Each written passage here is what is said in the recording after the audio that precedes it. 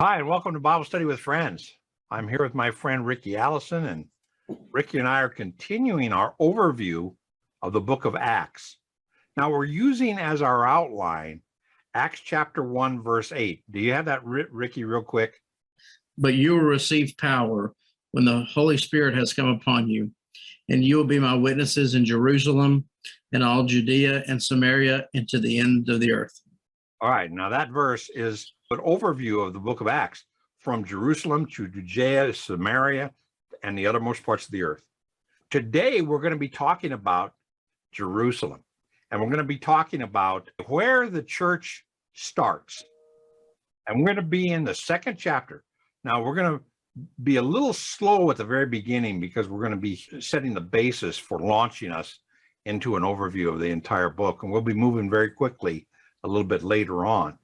But we need to get the foundation down straight. So today, we're going to be talking about where the church starts.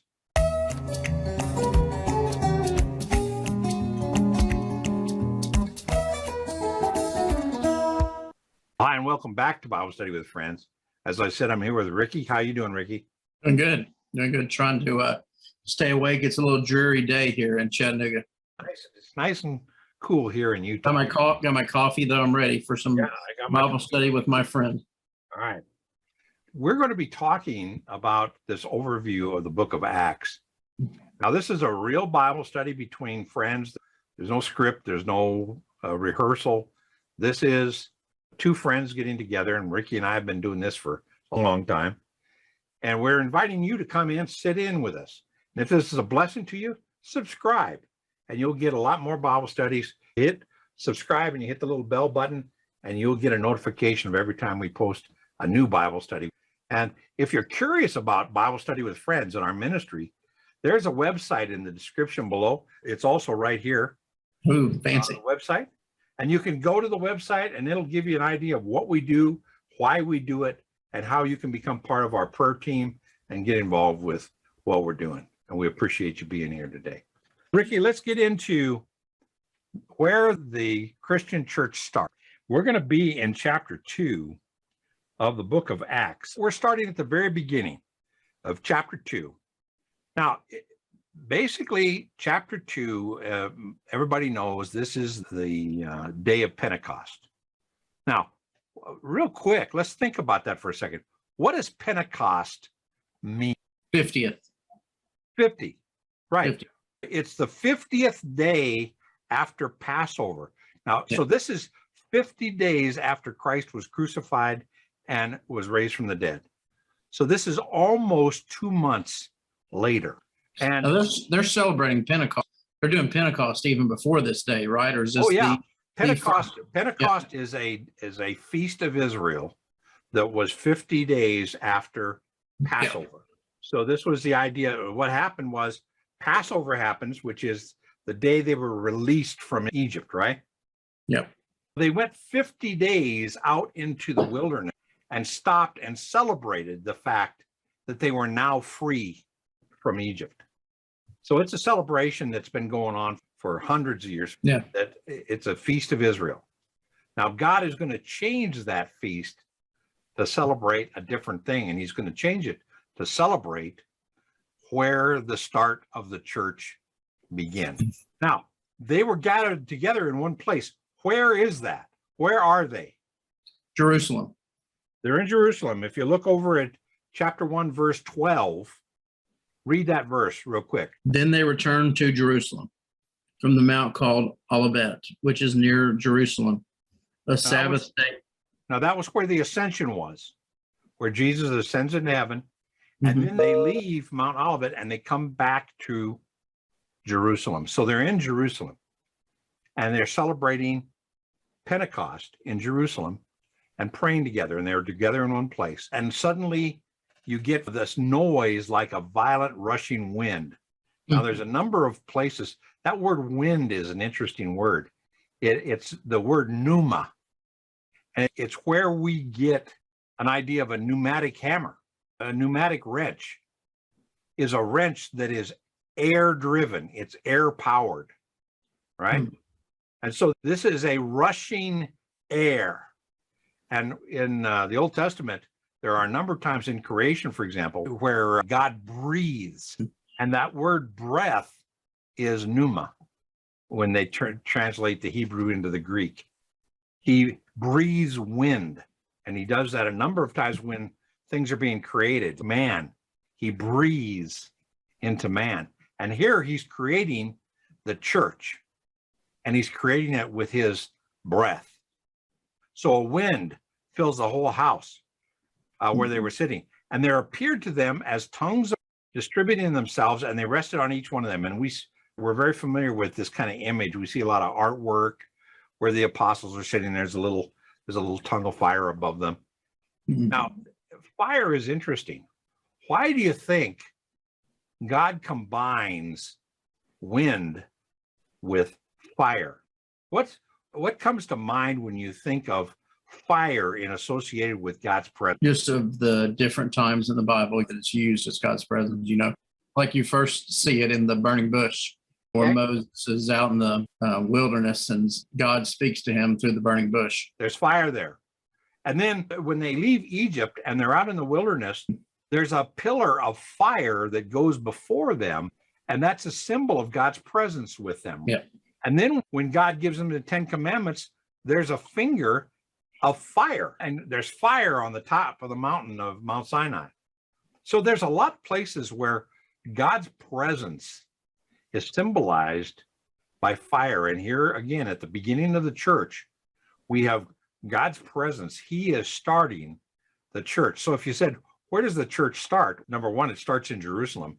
That's our outline for the book of Acts. But number two, it starts with God. Yeah. He starts his church. And at this moment, the Holy Spirit comes into the disciples, and they're filled. And they're filled permanently. Where it says Jesus promised in John 14 that he would send the Holy Spirit, and the Holy Spirit would abide with them permanently. Yeah. And right here in verse 4, you could make a note in your Bible.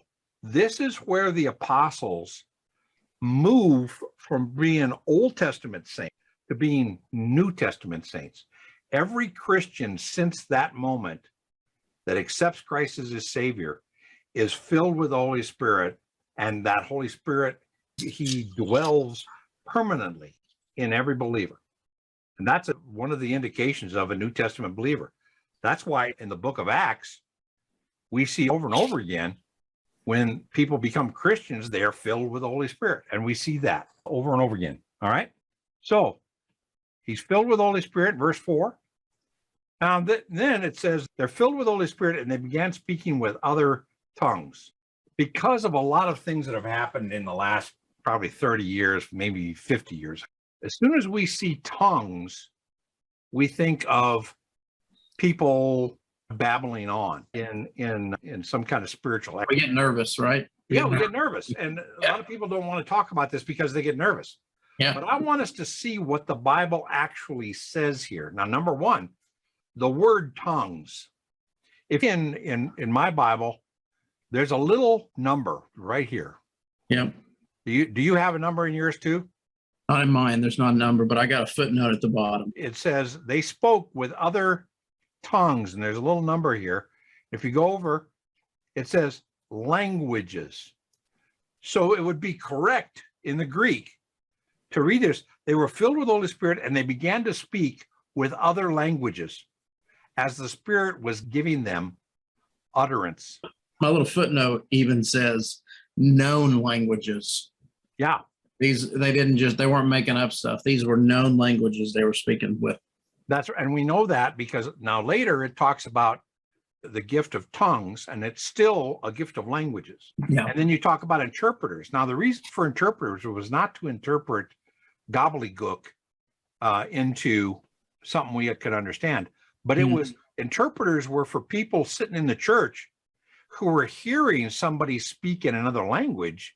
Well, that doesn't do them any good. So an interpreter said, I know Spanish, so I'm going to interpret so that everybody in the church who doesn't understand Spanish will be blessed. Okay. But here, there are no interpreters. There are no languages, but no interpreters. And there's a miracle happening here that I want us to consider.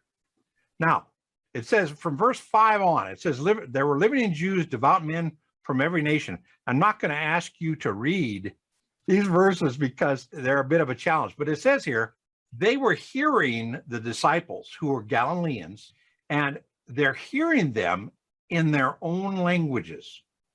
So is the miracle in the speaking or the hearing? In the hearing. In the hearing. Yeah. And he says that. He says it twice. In verse 6, it says they were bewildered because each one of them was hearing the apostles speak in his own language. They were hearing whatever Peter was saying, in whatever language he was saying it, they were hearing it in their own language. And he says that again in verse 8. How is it that each hear them in their own language to which you were born? So there's a miracle happening here where the Holy Spirit is the translator, the interpreter. It reminds me of when you see world leaders getting together in the UN or something, and a guy's talking, and then you can hear they all have a earpiece. They're hearing it in their own language. So who's the interpreter? Who's the interpreter here? Yeah, It's interpreting into known languages. That's really cool. Now, I want to see something else cool, and I'm not going to spend the time, but if you go from verse 9 down to verse 11, it talks about there were guys who were hearing this message from all over the world. In fact, I want to show you in this map. Here's a map of some of the places that it talks about. Rome, Macedonia, Cappadocia, Asia, Phrygia, Pamphylia, Mesopotamia, Cyrene, which is where Libya is today, Judea, Arabia. So you see, there were people there from literally all over the world. Now, a cool thing to do, and you can do this on your own, look up how many different nations are represented and count them. Yeah. And then ask yourself, how many disciples are there? Now, to give you a hint, there are 14 different districts or areas described, 14. And there are 12 disciples. Right. So God is doing a miracle of somebody is speaking a language, and they're Galileans, they don't know other languages. So the Holy Spirit is speaking a language that is, the Holy Spirit is interpreting so that other people will hear it. Let me ask you this question for us to consider. To whose benefit is the manifestation of tongues, the languages? Who benefits? The hearer. And they're understanding what's being said. And the hearers are from all over. Yeah. So the reason for the gift of tongues is not to make the apostles feel better. Yeah. It's not to make them feel spiritual. The gift of the Holy Spirit, the single gift of the Holy Spirit to be now an indwelling presence, and the manifestation of languages is for the benefit of people hearing. And we've changed that in the last 50 years, where the idea of tongues is to make me feel closer to God, is to make me feel special. And that's not what the purpose was. From day one, the purpose was for the benefit of those hearing the message in an understandable language, the message of the gospel. So when Peter, from verse 14, it says, but Peter taking his stand with the 11. Now, this is a spirit-filled Peter. This is a different Peter that denied the Lord because he refused to take a stand. Yep. So now Peter is up, and he's in Jerusalem with this huge crowd who all rushed over to see what all this noise was about. And he takes a stand with the 11. That confirms there's only 12. And he raises his voice and declares to them. And from verse 14 all the way down to 41, and we're going to look at a couple of these verses real quick, but he preaches that first evangelical sermon. Now, there's some things about this sermon that are interesting, but he basically says, hey, guys, what you're seeing is a fulfillment out of the book of Joel. And if you read footnotes, you'll see this whole thing starting in verse 17, is a quote out of Joel chapter 2, starting at verse 28 and going to verse 32. And he basically says, in Joel, there's a prophecy that says there'll be a time when the Holy Spirit is distributed among people, and people will prophesy, they'll foretell. And then he says in Joel, he says all the way down here to verse 21, which is the basis of evangelistic messages everywhere. It says, and it shall be that everyone who calls on the name of the Lord will be saved. And then he says, men of Israel, listen. And we're going to continue that starting next week in verse 22. This is the beginning of the church. The church starts in Acts. It starts in Acts chapter 2, and it starts in Jerusalem, and it starts with God the Father, God the Son who sends, God the Holy Spirit. And God the Holy Spirit then indwells every believer, and we'll see how many people are established in the church in Jerusalem on Pentecost. And we'll do that when we come back next week. What are your thoughts, Ricky? Not just, what you said it there, but just the difference in Peter. We see him denying Jesus, not in Luke, but in John, we see him going back to his old job. He thinks he has messed up so poorly that he's got to go back to fishing. He's like a lot of guys in Tennessee that they get confused, so they say, I'm going fishing. I'm just going fishing. And we even see him, we didn't really talk about it, but in the first chapter of that, he picks the next disciple on casting lots. And he does a lot of dumb things. Yeah, and when God had not instructed him to do that, he just thought, hey, we need 12 guys. Yeah. And now when he jumped the gun because he wasn't yet filled with the Holy Spirit and led by the Holy Spirit, he jumps the gun.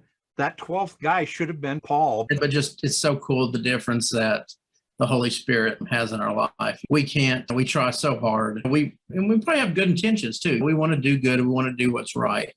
But until we are filled with the Holy Spirit and allow him to work, we're gonna fail. Now, there's a lot of people that go to church that say, I'm trying to be good. Yeah. And I try to read my Bible. I just don't get anything from it. And I just don't have what a lot of people here in the church have. But I'm going to church and I'm trying to be good and I'm trying to understand. Listen, if you're not a Christian, if you have not accepted Christ and that one, everyone who calls on the name of the Lord to be his Savior and Lord, the boss of his life, if you haven't done that, you do not have the Holy Spirit. And in John 14, Jesus said, I'm going to send you the Holy Spirit who's going to teach you all things. And he'll interpret the scriptures for you and he'll help you learn by people teaching you and him speaking to your heart. So until you become a Christian, you do not have a chance of really understanding the scriptures. And that's what Peter's message is about, that we're going to see next week, starting at verse 22. All right. And this is the beginning of the church. This is a blessing to read and really think about where the church starts. Yeah, Jerusalem. And it starts with God. And it starts with the Holy Spirit indwelling every single believer. And then it starts in the first evangelistic message where he gives the call. You got to call in the name of Jesus and be saved. Yep. And we'll pick that up next week. And until then, God bless you.